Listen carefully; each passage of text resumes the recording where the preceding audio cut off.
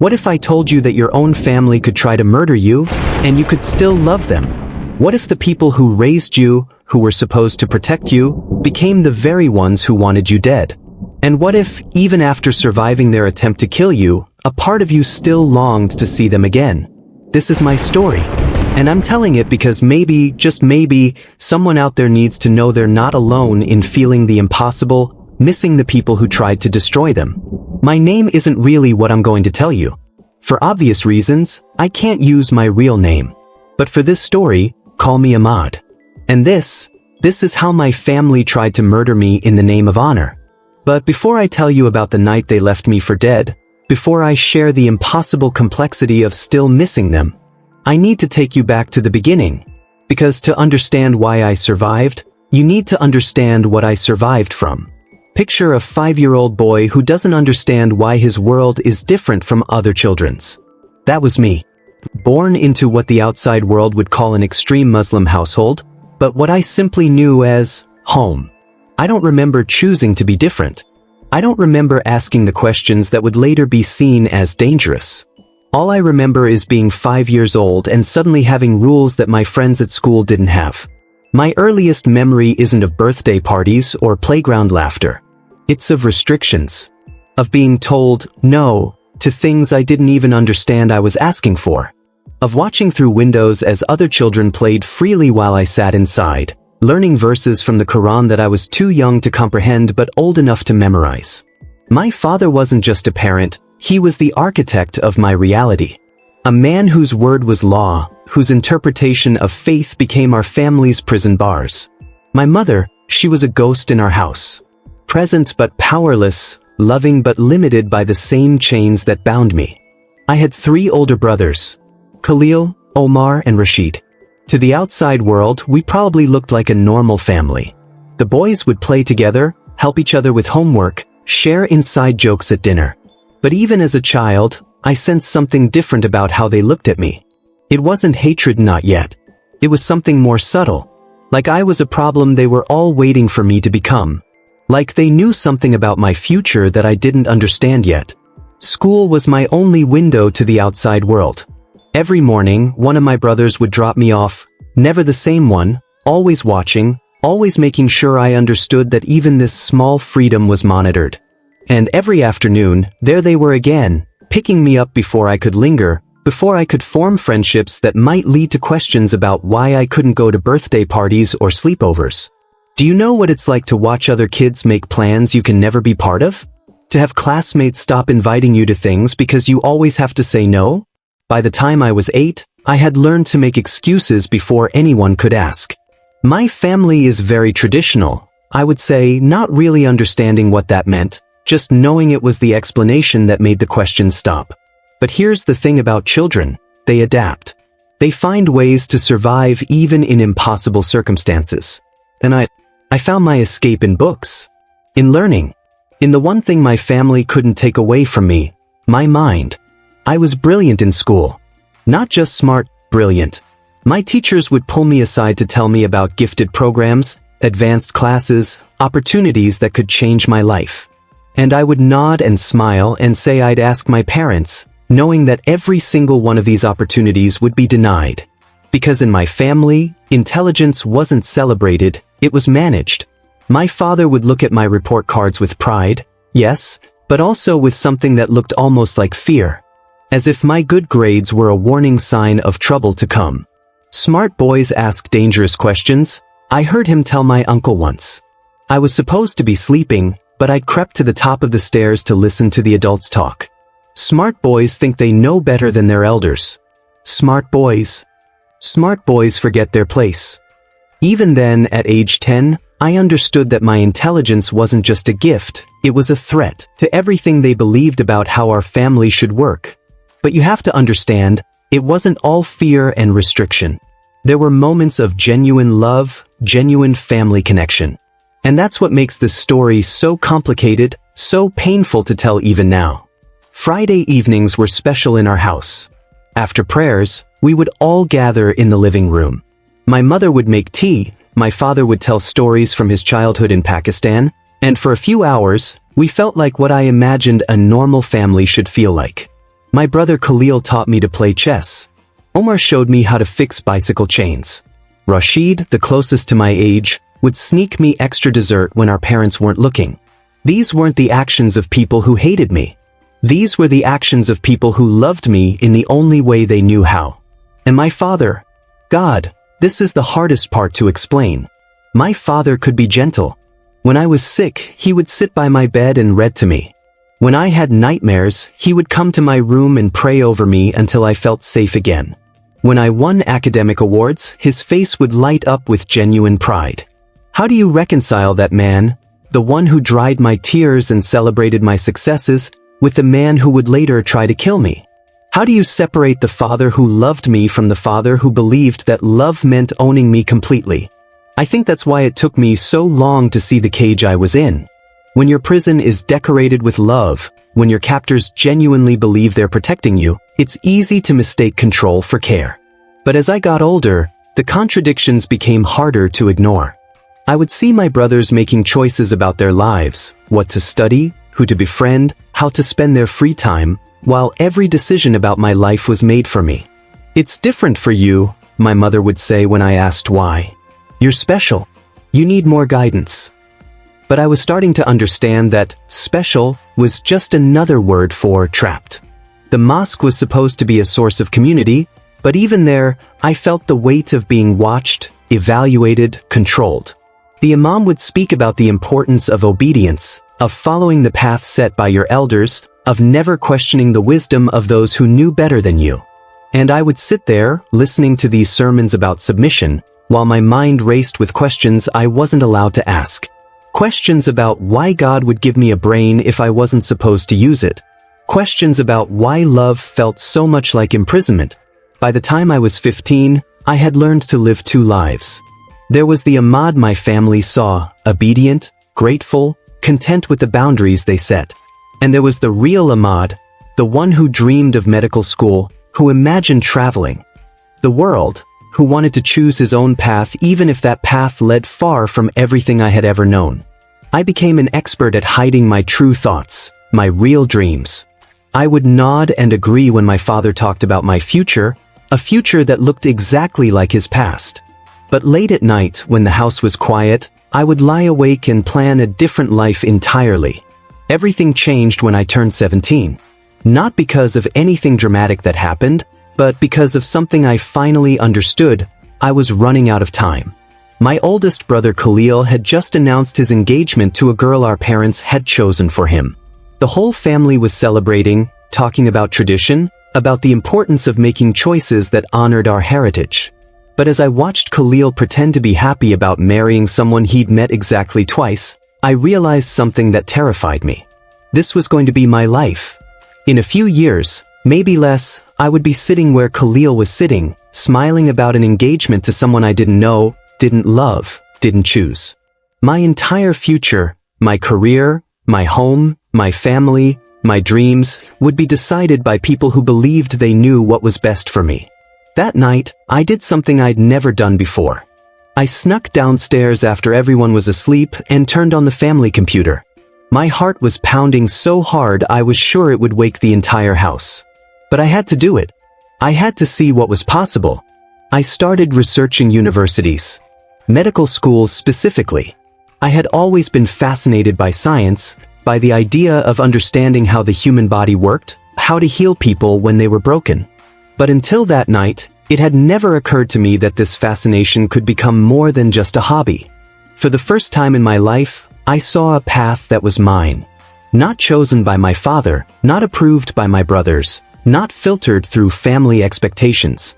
The applications asked about my grades, excellent. My test scores, near perfect. My extracurricular activities, limited, but explainable. But then I got to the section about family support, about financing, about having a safe place to live while pursuing my education. And reality crashed back over me like a wave. How could I apply to medical school when I wasn't allowed to make any decisions about my own life? But I couldn't stop.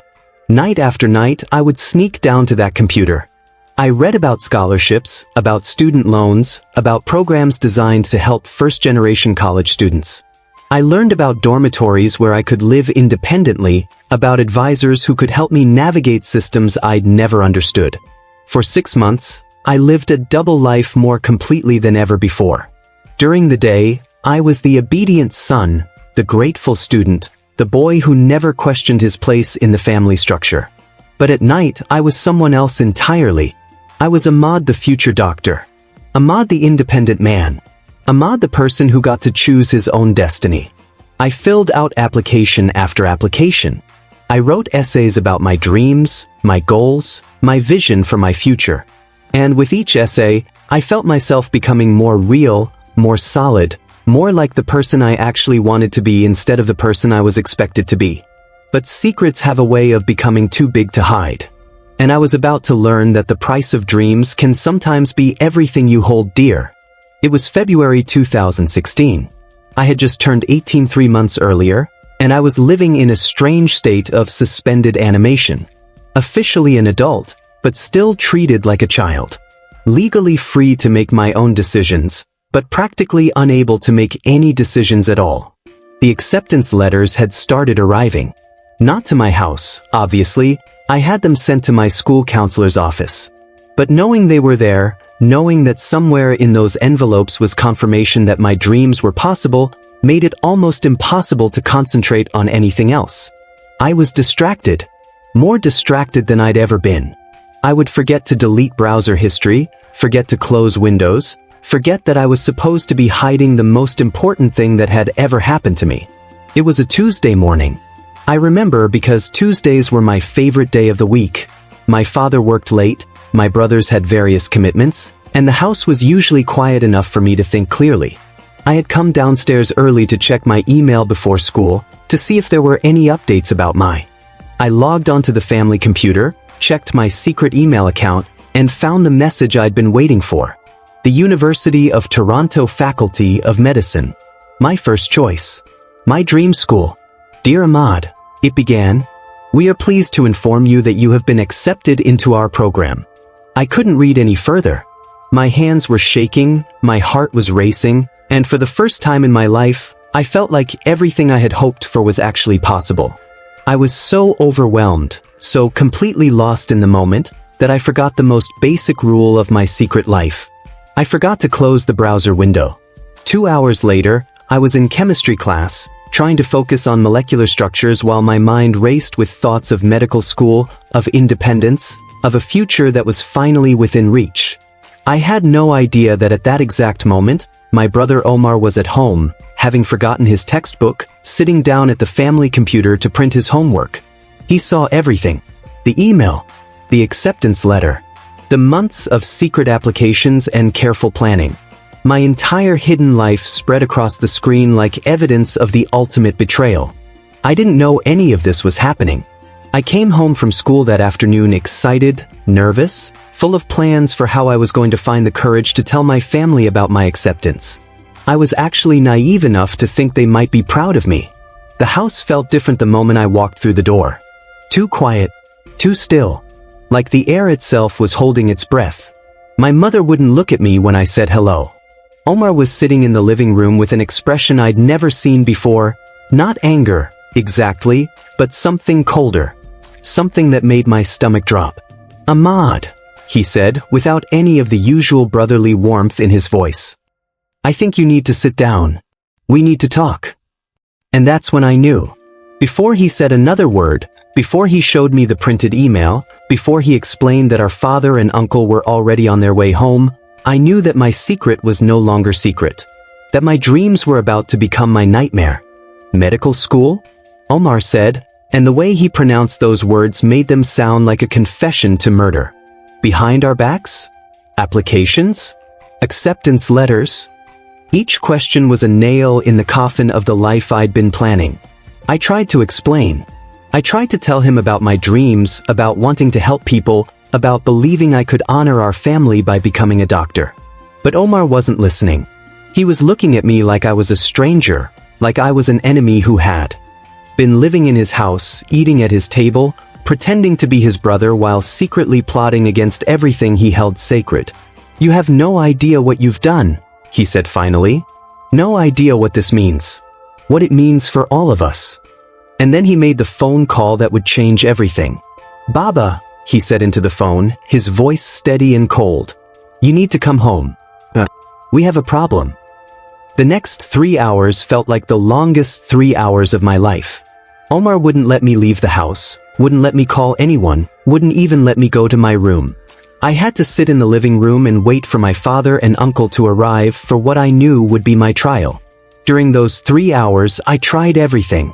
I pleaded with Omar to let me explain before our father got home. I promised I would decline the acceptance, forget about medical school, follow whatever path they chose for me. I even offered to destroy all evidence of my applications, to pretend this had never happened. But Omar just shook his head. "It's too late for that," he said. "You've already shown who you really are. You've already proven that you can't be trusted." While we waited, my mother came into the room.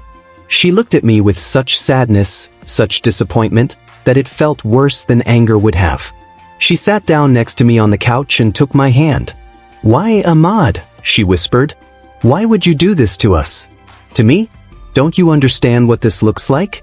What people will think of our family if they know we can't control our own son?"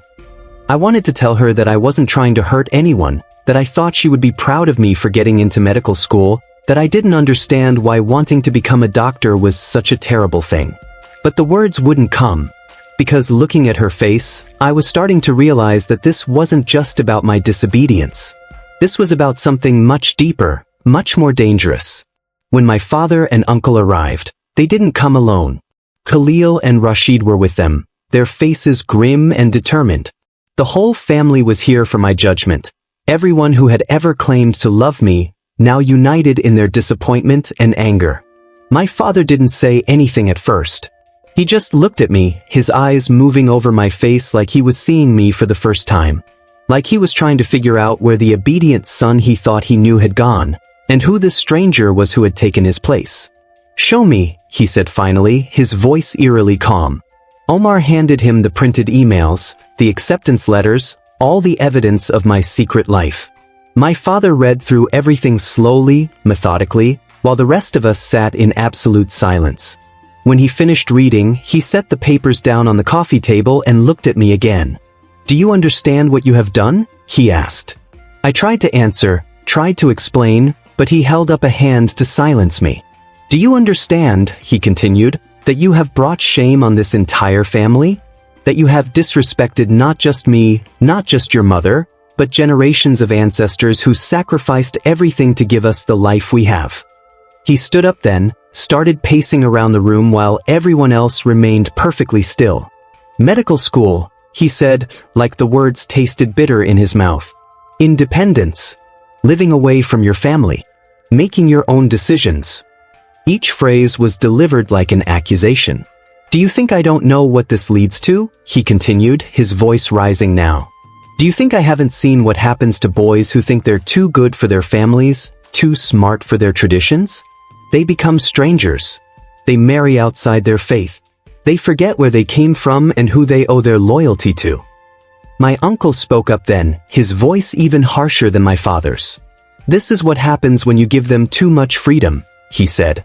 "When you let them think their opinions matter as much as their elders. This boy has been planning to abandon his family for months. Months of lies, months of deception."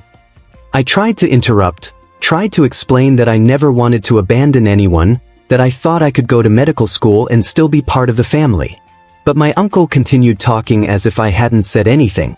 "And what happens when other families hear about this?" he asked. "What happens when word gets out that we can't control our own children? Who will want to marry their daughters into a family that raises sons who have no respect for authority?" That's when I realized this wasn't just about me anymore.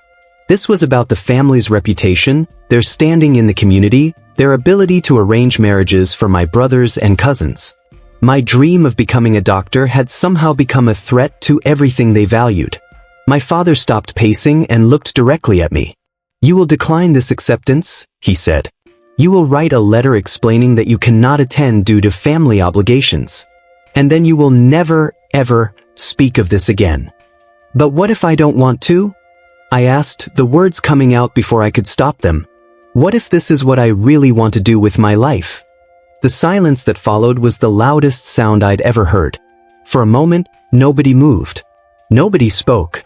It was like my question had frozen everyone in place, like they couldn't quite believe I had dared to ask it. Then my father's face changed. The disappointment, the anger, even the hurt, all of it was replaced by something I had never seen in his eyes before. Something that made my blood run cold. "What if you don't want to?" he repeated, his voice dangerously quiet. "What if this is what you really want?" He laughed, but there was no humor in it. "Listen to him," he said to my uncle. "Listen to my son talking about what he wants, like his wants matter more than his family's needs." My uncle stood up then, and I instinctively shrank back into the couch. He was a big man, my father's older brother, and I had always been a little afraid of him even during normal family gatherings. But now, looking at his face, I wasn't just afraid, I was terrified. "This is exactly what I warned you about," my uncle said to my father. "This is what happens when you're too soft, too permissive. The boy thinks he's an adult, thinks he gets to make choices about his life without considering what those choices mean for the rest of us." My father nodded slowly, like he was finally understanding something that had been explained to him many times before. "You're right," he said. "I was too lenient. I thought if I showed him love, if I treated him with kindness, he would naturally want to honor his family. But instead, I created a son who thinks love means he gets to do whatever he wants." I tried to stand up, tried to leave the room, but Khalil and Omar moved to block the doorway. Not aggressively, not violently, but clearly. I wasn't going anywhere until this conversation was finished. "Please," I said, looking around the room at all these faces I had loved my entire life. "Please, I don't understand what I did wrong. I got into medical school. Isn't that something to be proud of? Isn't that an achievement?" "Achievement?" my father repeated. "You think lying to your family for months is an achievement? You think going behind our backs, making plans for your future without consulting the people who raised you, fed you, sacrificed for you? You think that's something to be proud of?" My mother started crying then, quiet tears that somehow felt more devastating than screaming would have been. "How could you do this to me?" she whispered. "How could you plan to leave us? To abandon everything we taught you?" "I wasn't planning to abandon anyone," I said, my own voice breaking now. "I thought I could go to medical school and still come home for holidays, still be part of the family, still dash." "Still what?" My uncle cut me off. "Still pretend to respect us while living a completely different life? Still play the role of the grateful son while secretly believing you're better than us, smarter than us, more enlightened than the people who gave you everything?" The worst part was that I was starting to understand their perspective, even though I didn't agree with it. In their world, family loyalty wasn't just important, it was everything. And by applying to medical school without their permission, I hadn't just disobeyed them. I had rejected their entire way of life. But understanding their perspective didn't make me willing to give up my dreams. If anything, it made me more determined to fight for them. Because I was starting to realize that this wasn't just about medical school. This was about whether I would ever be allowed to make any decisions about my own life. "I'm 18 years old," I said, trying to keep my voice steady. "I'm legally an adult. I can make my own choices about my education, my career, my future." The look on my father's face when I said those words will haunt me for the rest of my life. It wasn't just anger anymore. It was something deeper, something that looked almost like hatred. "Legally an adult," he repeated slowly. "You think the law matters more than your family? You think some piece of paper from the government gives you the right to disrespect the people who brought you into this world?" He walked closer to me then, so close I could see the veins in his neck, could smell the anger on his breath. "Let me explain something to you, Ahmad. You are my son. Not the government's son, not society's son, not your own son. And as long as you live under my roof, eat my food, benefit from my protection, you will do what I tell you to do." "And if I don't?" I asked, the words coming out before I could stop them. My father smiled then, but it was the coldest smile I had ever seen. "If you don't," he said quietly, "then you are no longer my son." Those words hung in the air like a death sentence. "You are no longer my son." I had heard stories of other families, other boys who had been disowned for less serious offenses than mine. But I had never imagined it could happen to me. The room was completely silent. Even my mother had stopped crying. Everyone was looking at me, waiting to see what I would say, what I would choose. My dreams or my family, my future or my past, my freedom or my safety. Part of me wanted to cave in that moment. Part of me wanted to say I was sorry, that I would decline the acceptance, that I would be the obedient son they wanted me to be. Because losing my family felt impossible. These were the only people I had ever loved, the only people who had ever loved me. But another part of me, a stronger part, a part one was just discovering existed, refused to back down. Because I was starting to understand that this wasn't really about medical school. This was about whether I would ever be allowed to be my own person. I don't want to lose my family, I said carefully. But I also don't want to lose myself. Why can't I do both? Why can't I go to medical school and still be your son? My uncle laughed bitterly. Listen to him, he said. Still negotiating. Still thinking this is a conversation where his opinion matters. My father was quiet for a long moment, studying my face like he was trying to memorize it. You know what I see when I look at you? He said finally. I see a stranger. I see someone who has been pretending to be my son while secretly planning to abandon everything I taught him. That's not true, I said. I love you. I love this family. I just also love learning, love the idea of helping people, love the possibility of becoming something more than what I am right now. Something more, my father repeated. You think we're not enough for you. You think the life we've given you, the values we've taught you, the community we've raised you in, you think all of that is somehow less than what you could find out there in the world. The terrible thing was that there was truth in what he was saying. I did think there was more for me out there. I did believe I could become something greater than what my family had planned for me. But I also genuinely loved them, genuinely wanted to find a way to honor both my dreams and my heritage. Please, I said, looking around the room at all of them. Please, can't we find a compromise?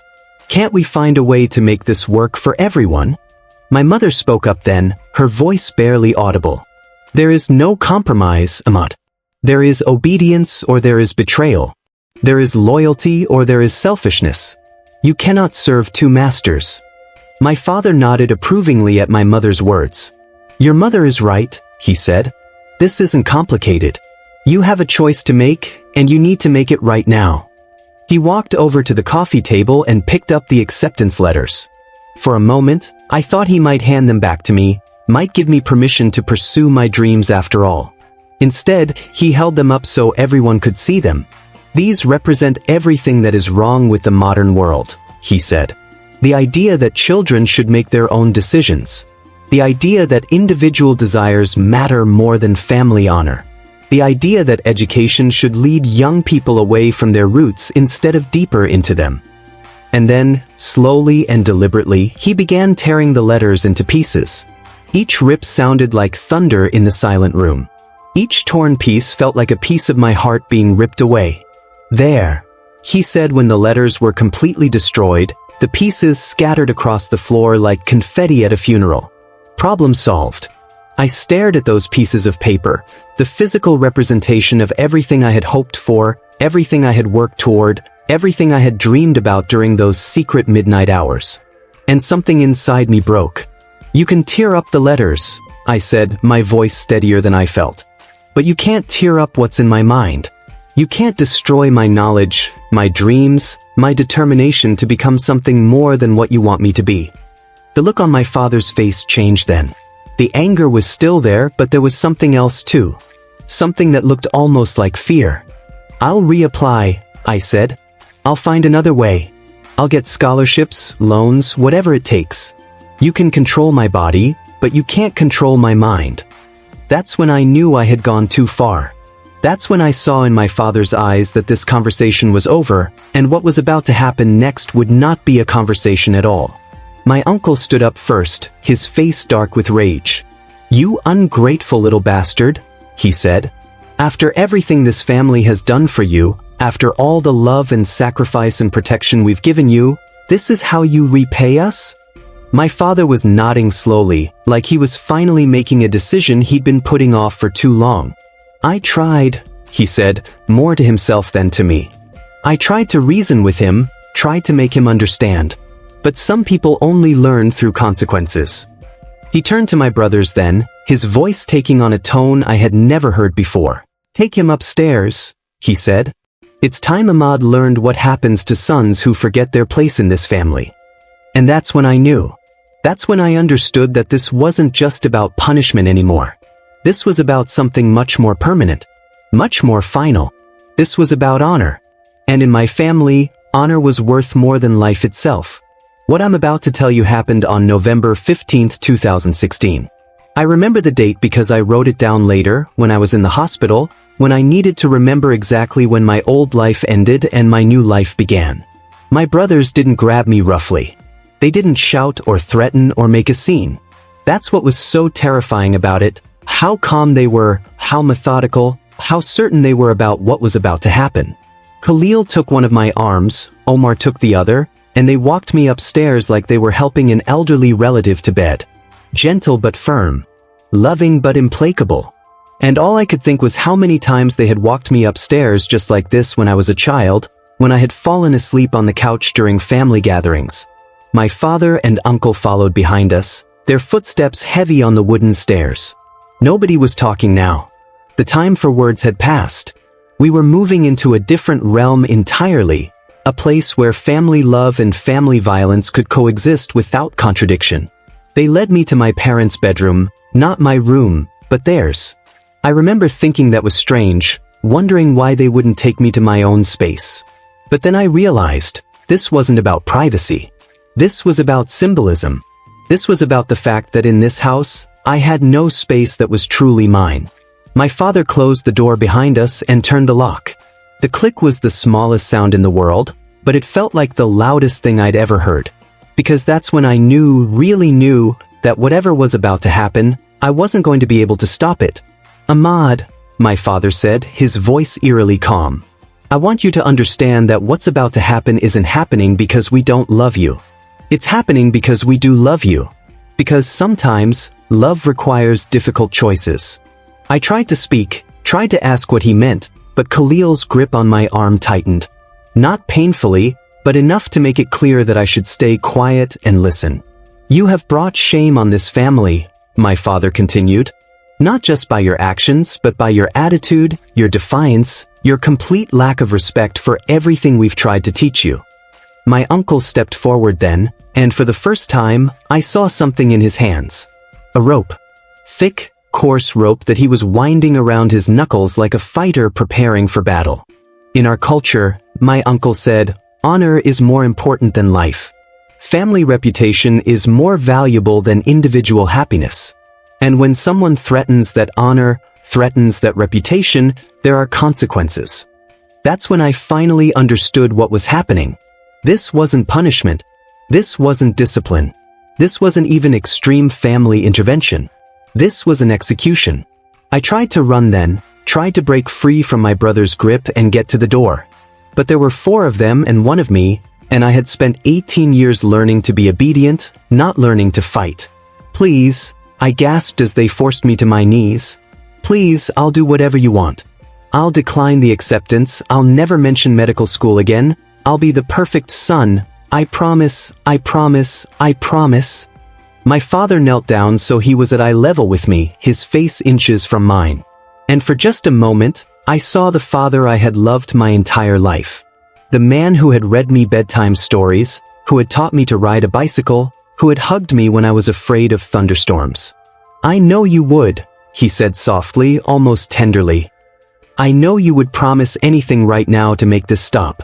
But promises made in fear aren't real promises, Ahmad. And we can't risk you changing your mind later. He stood up then and nodded to my uncle, who moved behind me with the rope. This isn't about anger, my father said as I felt the rope go around my neck. This isn't about revenge. This is about preserving the honor of our family for future generations. The rope tightened, and suddenly I couldn't breathe, couldn't speak, couldn't do anything but struggle uselessly against hands that were too strong, too determined, too convinced of their righteousness.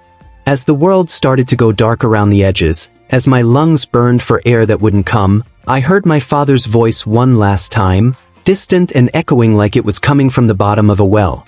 "Forgive us, Ahmad," he whispered, "and may Allah forgive us all."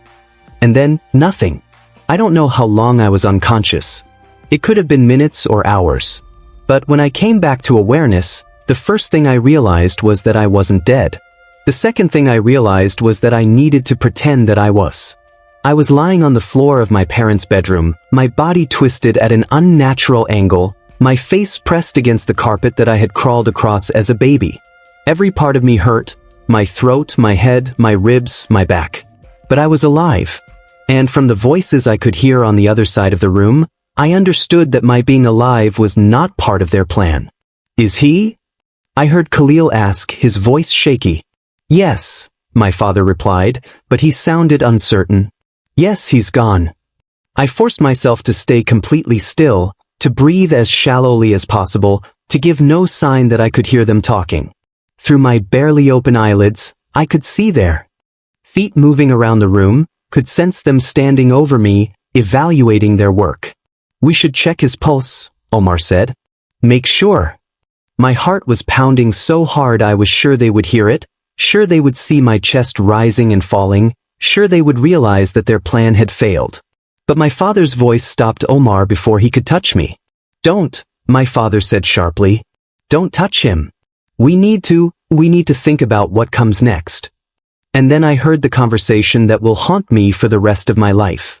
The conversation that proved, beyond any doubt, that the people who had raised me, who had claimed to love me, who had been my entire world for 18 years, had just tried to murder me in cold blood. "We need to get rid of the body," my uncle said, his voice as calm as if he were discussing what to have for dinner. "Somewhere it won't be found." "The backyard," my father replied. "Behind the shed. We can dig deep enough that no one will ever know." "What about an explanation?" Khalil asked. "People will ask where he is. His school, the neighbors." "He ran away," my father said without hesitation. "Ungrateful boy, couldn't handle family discipline, disappeared in the middle of the night. We'll report him missing in a few days, play the worried parents. Eventually, people will assume he either died somewhere or started a new life far away." Lying there on the floor, listening to them plan my disappearance like I was already a ghost, I felt something break inside me that I didn't even know could break. This wasn't just about my dreams anymore. This wasn't just about medical school or independence or choosing my own path. This was about the fact that the people I had loved most in the world had just tried to kill me and were now calmly discussing how to dispose of my body. "Go get the shovels," my father told my brothers. "From the garage. We need to start digging before it gets too late." I heard footsteps moving toward the door, heard the lock click open, heard them leaving the room. But not all of them. Someone was still there, I could sense their presence, could hear the soft sound of breathing. "I'm sorry," I heard my father whisper, and for a moment I thought he was talking to me. But then he continued, "I'm sorry it had to come to this. But you gave us no choice, Ahmad. No choice at all." Then he left too, and I was alone with my broken body and the devastating knowledge of what my family had done. What they were still planning to do. I had maybe 10 minutes before they came back with shovels to bury me alive. 10 minutes to decide whether I wanted to reveal that I was still breathing and face whatever they would do to finish the job, or somehow find the strength to escape the only home I had ever known. But as I lay there on that carpet, tasting my own blood, feeling the rope burns around my throat, listening to the sound of voices in the backyard discussing the depth of my future grave, I made the most important decision of my life. I chose to live. Getting up from that floor was the hardest thing I had ever done. Not just physically, although every movement sent waves of pain through my body, but emotionally. Because standing up meant accepting that my old life was over, that the family I had loved was gone, that I was now completely and utterly alone in the world. My legs were shaking so badly I could barely stand. My vision was blurry from the head trauma, and every breath felt like swallowing glass. But I could hear voices in the backyard, my father and brothers discussing the dimensions of my grave, and I knew I had minutes at most before they came back to collect my body. I stumbled to the bedroom window and looked out at the backyard. I could see them by the light of the back porch, 3 figures with shovels, working methodically to dig a hole deep enough for a human being. My grave. They were digging my grave while I watched from the window of the room where they had tried to kill me. The surreal horror of that moment almost paralyzed me. But then I heard my uncle's voice carrying across the yard, "Make it deeper. We can't risk anyone finding him by accident." That's when survival instinct finally kicked in. I turned away from the window and focused on the only thing that mattered, getting out of that house alive. My bedroom was directly below my parents' room. If I could get downstairs without making noise, I could grab some clothes, maybe some money, and slip out the front door while they were all occupied in the back. But every step felt like it might be my last. Every creak of the floorboards sounded like thunder in the silence. I made it to my room and grabbed the first clothes I could find, stuffing them into my school backpack along with my identification papers and the small amount of cash I had saved from birthday gifts over the years. Maybe $50. Not enough to start a new life, but enough to survive for a few days while I figured out what to do next. As I was leaving my room, I caught sight of myself in the mirror. My face was swollen almost beyond recognition, my throat was dark with bruises, and there was dried blood on my shirt and in my hair. I looked exactly like what I was, the victim of an attempted murder. But I was also something else, a survivor. And survivors don't give up, even when everything seems impossible. The front door seemed like it was miles away. Every step down the stairs, every movement through the hallway, every second that passed was another second closer to them finishing their digging and coming back inside to find me gone. I could still hear their voices in the backyard, could still hear the sound of shovels hitting dirt, could still hear them preparing the place where they intended to hide my body forever. And with each sound, I moved a little faster, pushed myself a little harder, ignored the pain a little more completely. The front door was locked, of course. Not just the regular lock, but the deadbolt too, and the chain. My father was careful about security. He didn't want unauthorized people getting into his house. It had never occurred to me until that moment that he also didn't want unauthorized people getting out. My hands were shaking so badly I could barely work the locks. The deadbolt seemed to echo through the house like a gunshot. The chain rattled as I slid it off its track. And all the time, I expected to hear footsteps running toward the front of the house, expected to hear my father's voice demanding to know what that noise was. But the voices in the backyard continued without interruption. They were too focused on their grisly work to notice the sounds of my escape. And then, finally, the door opened. Cold November air hit my face like a blessing, like freedom itself breathing on me. For the first time in hours, I could take a full breath without tasting blood. I stumbled out into the night, pulling the door shut behind me as quietly as possible, and began walking toward the main road. I had no plan, no destination, no idea what I was going to do or where I was going to go. All I knew was that every step away from that house was a step toward survival. Behind me, the house where I had grown up looked normal, peaceful, like any other family home in any other neighborhood. The lights were on in the kitchen, warm and welcoming. If you didn't know what had happened in the upstairs bedroom, if you didn't know about the grave being dug in the backyard, you might think it was the kind of place you'd want to live. But I knew better now. I knew that monsters don't always look like monsters. Sometimes they look like fathers and uncles and brothers. Sometimes they look like people who claim to love you. I walked for about 10 minutes before I realized I needed help. Medical help, certainly, but also practical help. I needed someone to call the police, someone to explain what had happened, someone to make sure that my family couldn't finish what they had started. That's when I saw the lights of a convenience store ahead. It was one of those 24-hour places that I had passed thousands of times during my carefully supervised trips through the neighborhood. But I had never been inside, never had any reason to stop there. Tonight it would save my life. The clerk behind the counter took one look at me and immediately reached for the phone. Not to call security or to ask me to leave, but to call for help. Real help. The kind of help that comes with no questions asked and no conditions attached. "Oh my God," she said, her voice filled with genuine concern. "Honey, what happened to you? Who did this?" And for the first time since this nightmare had begun, I told the truth to someone who actually wanted to hear it. The next few hours passed in a blur of police officers, paramedics, hospital rooms, and questions I wasn't sure how to answer. How do you explain to strangers that your own family tried to kill you? How do you make people understand the difference between discipline and attempted murder? The physical evidence was overwhelming. The rope burns around my neck. The bruises on my arms where my brothers had held me down. The head trauma from being beaten before the strangulation. The doctors who examined me said I was lucky to be alive. A few more minutes without oxygen and there would have been permanent brain damage or death. But the emotional evidence was harder to document. How do you prove that people who claimed to love you were willing to kill you to preserve their honor? How do you explain that in some families, murder can be an act of love? The police were kind but confused.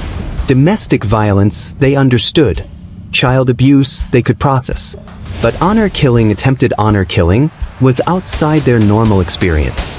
They kept asking if there had been drugs involved, or mental illness, or some other explanation that would make sense in their world. It's about honor, I kept trying to explain. It's about family reputation. It's about the belief that individual freedom is less important than collective shame. But I could see in their eyes that they didn't really understand. To them, parents who tried to kill their children were monsters, not people acting according to a different moral code. The worst part was that I wasn't sure they were wrong. Lying in that hospital bed, my throat too damaged to speak clearly, my head pounding from the concussion, I struggled to understand it myself. Were my parents monsters? Or were they people who had been raised in a system that taught them to value the wrong things? The social worker assigned to my case was a kind woman named Sarah who specialized in cases involving cultural conflict.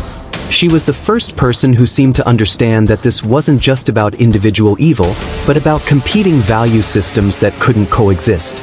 "You're grieving," she told me during one of our sessions. "Not just for your own trauma, but for the loss of your family, your community, your entire sense of who you are in the world. That's normal. That's healthy. And it's going to take time to work through." She was right. I was grieving.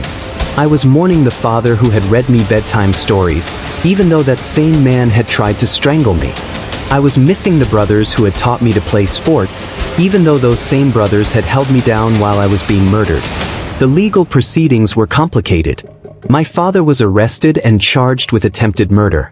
But my uncle and brothers were released due to insufficient evidence. Apparently, my word alone wasn't enough to convict them, and there were no other witnesses to corroborate my story. I was too traumatized, too afraid, too overwhelmed to testify in court. The prosecutors understood, but it meant that most of my family would never face legal consequences for what they had done. Justice, I was learning, is more complicated in real life than it is in movies. But there was one piece of good news waiting for me when I was finally stable enough to handle paperwork and phone calls. The University of Toronto had gotten word of my situation through the social services network, and they were holding my place in the medical program. "We understand you've been through a terrible ordeal," the admissions counselor told me over the phone. "But we still believe you have the potential to become an excellent doctor. When you're ready, your spot will be waiting for you." They also connected me with emergency financial aid, housing assistance, and a support network for students who had escaped abusive family situations. For the first time since this nightmare began, I had not just hope, but practical help in building a new life. The government gave me a new identity, a new name, a new social security number. Legally, Ahmad, the attempted murder victim, ceased to exist. In his place was someone new, someone who could go to medical school, someone who could build a life free from the fear of being found by people who wanted him dead. But emotionally, I was still Ahmad. I was still the boy who had grown up in that house, who had loved those people, who carried their voices in my head even when their voices had been the last thing I'd heard before losing consciousness. Recovery wasn't just about healing my physical injuries or even processing my psychological trauma. It was about figuring out who I was going to be now that I was free to choose. For 18 years, my identity had been defined by other people's expectations. Now, for the first time, I had to decide for myself what kind of person I wanted to become. And slowly, painfully, courageously, I began to build that person from the ground up. Medical school was both salvation and torture. On one hand, it was everything I had dreamed of, intellectually challenging, personally fulfilling, the path toward becoming the person I had always wanted to be. On the other hand, it was a constant reminder of what I had lost in order to be there. Every achievement felt bittersweet. When I aced my first anatomy exam, part of me wanted to call my father and share the good news, before remembering that my father had tried to kill me for wanting to take that exam in the first place. When I made my first real friend, a classmate named David who knew nothing about my past except that I had family issues, I felt guilty for enjoying the simple pleasure of normal human connection. When I went to my first study group, my first social event, my first ordinary college experience, I was constantly aware that I was living the life my family had been willing to murder me to prevent. But there were also moments of pure joy. Moments when I forgot about the past entirely and just existed in the present as a free person making free choices. The first time I stayed up all night studying because I wanted to, not because someone was making me. The first time I chose what to wear, what to eat, how to spend my free time without asking permission from anyone. The first time I realized I was happy. It was during my second year that I met her, Elena, a fellow medical student, brilliant and kind and completely unimpressed by my tendency to overthink everything. She was the first person I told my real story to, not the sanitized version I gave to counselors and administrators, but the whole truth about that November night and everything that led up to it. I expected her to be horrified, to see me as damaged goods, to decide that someone with my kind of baggage wasn't worth the trouble of dating.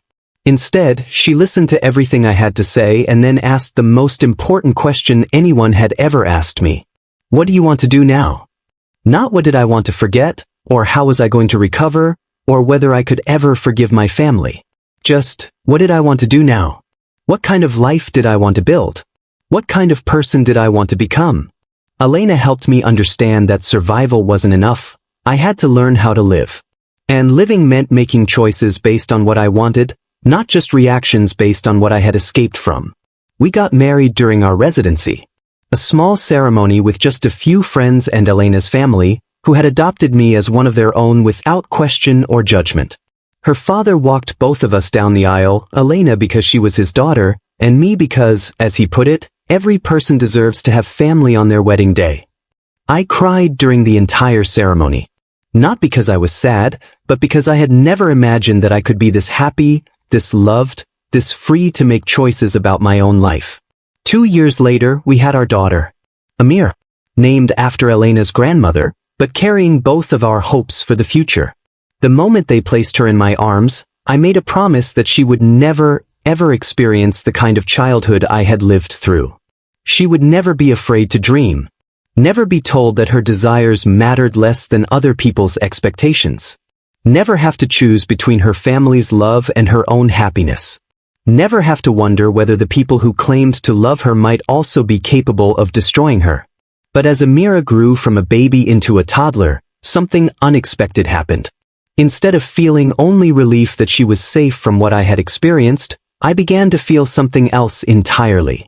I missed my family more than ever. It started with little things. Amira would do something cute, take her first steps, say her first word, laugh at something silly, and my first instinct would be to call my mother and share the moment with her.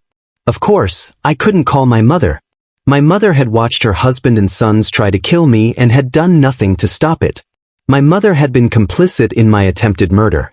Logically, I knew that. Rationally, I understood that she was not someone I should want in my daughter's life.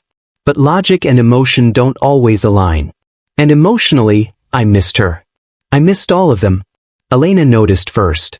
She would catch me staring off into space during family dinners, looking sad for no reason she could understand. When she asked what was wrong, I couldn't explain it to her because I couldn't explain it to myself. How do you tell the woman you love that you miss the people who tried to murder you? How do you explain that even though you have everything you ever wanted, a career, a wife, a child, freedom, safety, there's still a part of you that feels incomplete without the family that tried to destroy you? Late at night, after Elena and Amira were asleep, I started doing something I had never admitted to anyone. I would look up my family members on social media. Not to contact them, not to let them know where I was, but just to see their faces, to know they were still alive, to feel connected to them in the only way that was safe. Khalil had gotten married and had 2 sons. Omar was engaged to a teacher. Rashid was finishing his degree in engineering. My mother looked older but still smiled in the family photos, surrounded by grandchildren I would never meet, celebrating holidays I would never share with them again. They looked happy. They looked like a normal, loving family. And seeing them that way made me question everything I thought I understood about that night in November 2016. Had I misunderstood what happened?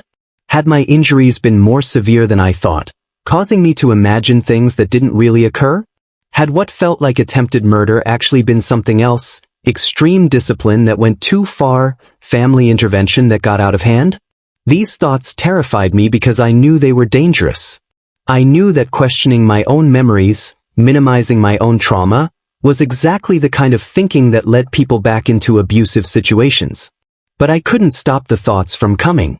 Because if what happened that night wasn't really attempted murder, if it was something else, something forgivable, then maybe I didn't have to choose between my safety and my family. Maybe there was a way to have both. I started researching honor killings obsessively, reading every article, every study, every survivor story I could find. I was looking for something, evidence that my family's actions were normal for our culture, or evidence that they were unusually extreme, or just evidence that I wasn't crazy for still missing them. What I found was complicated. Some families who committed honor violence were obviously abusive, obviously dysfunctional, obviously dangerous. But others seemed genuinely loving except for their willingness to kill family members who brought shame on their name.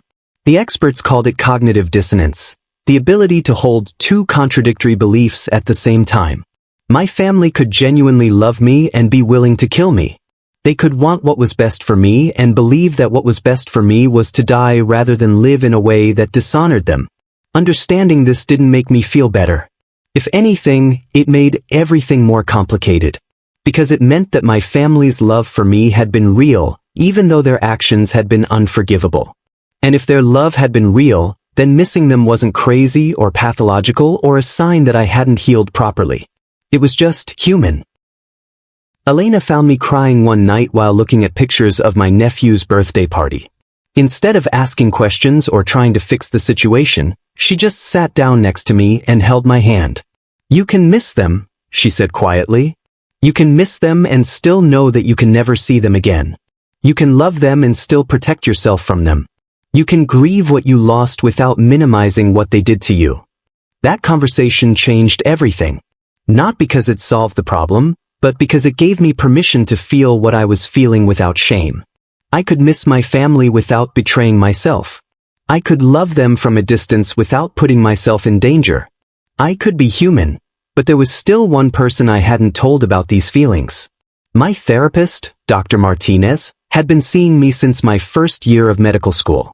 She had helped me process the trauma, work through the PTSD, develop healthy coping mechanisms for dealing with my past. But I had never told her about missing my family.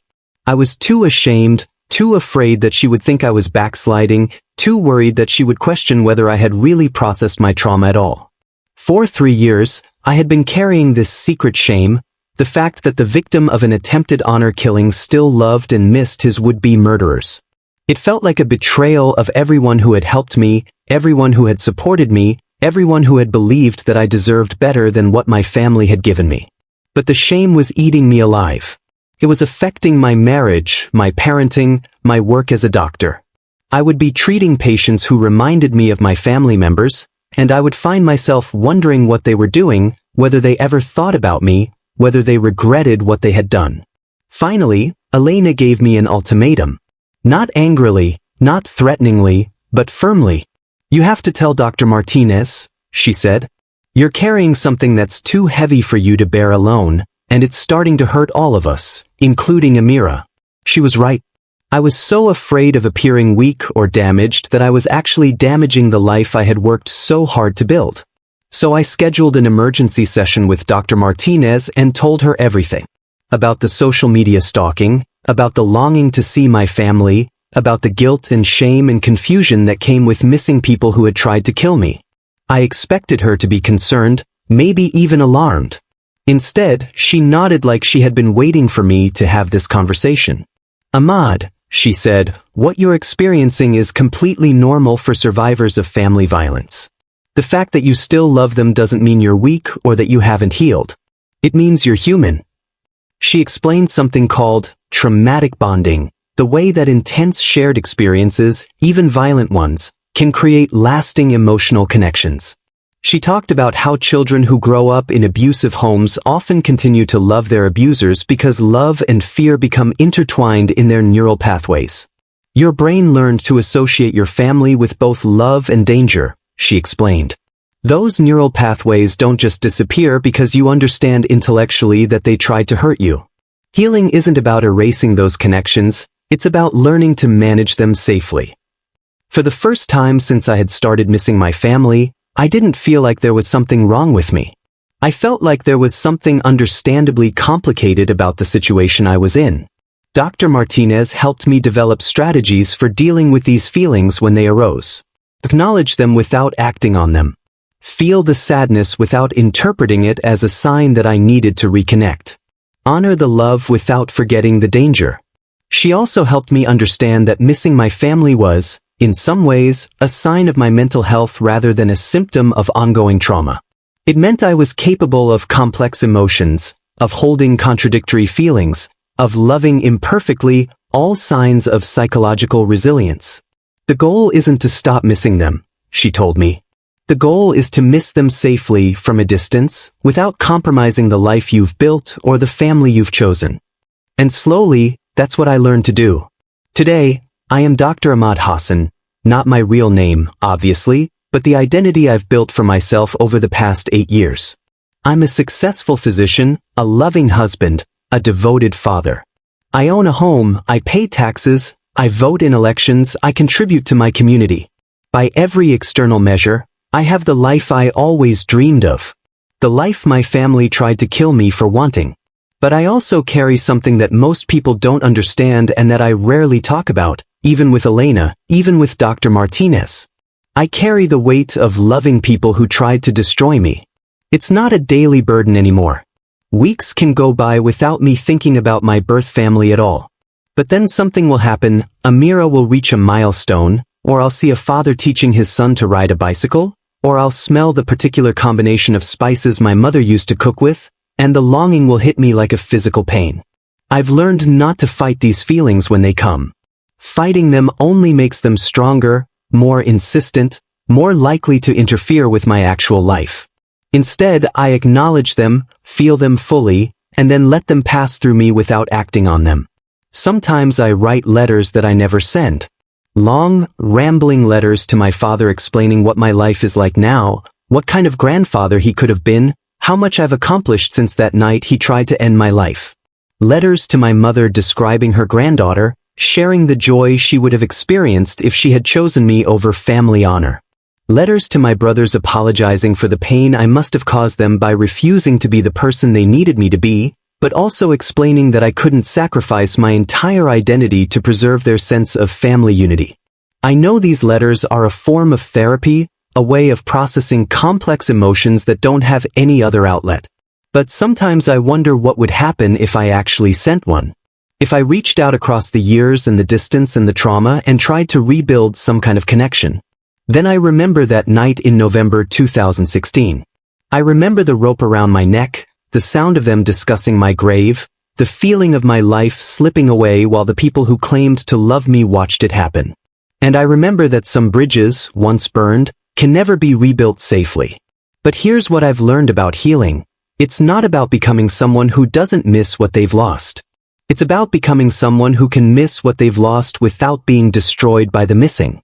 I miss my family every day. I probably always will.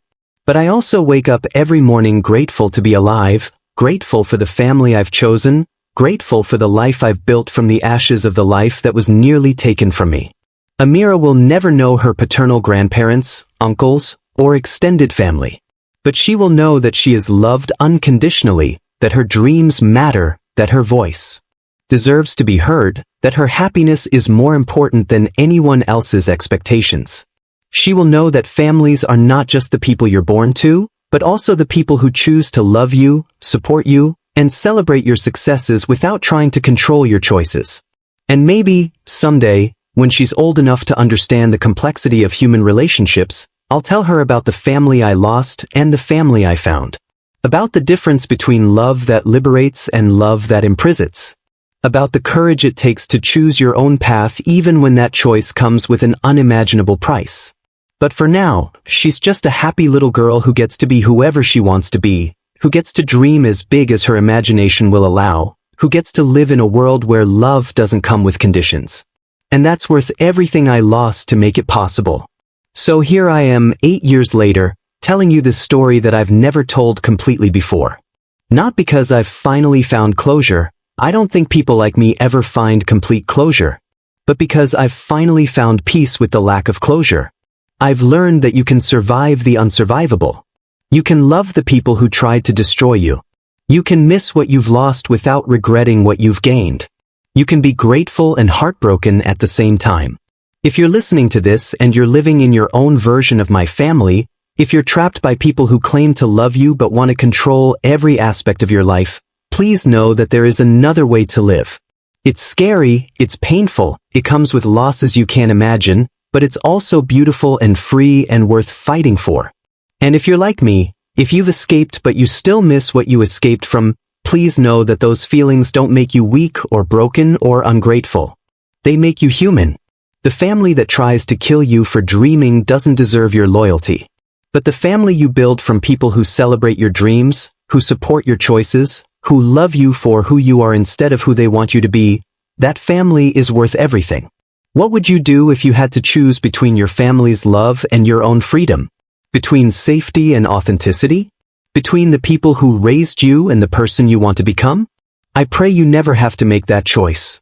But if you do, I hope my story reminds you that survival is possible, that healing is complicated, and that building a new life from the pieces of your broken past is the most courageous thing any human being can do. Thank you for listening to my story.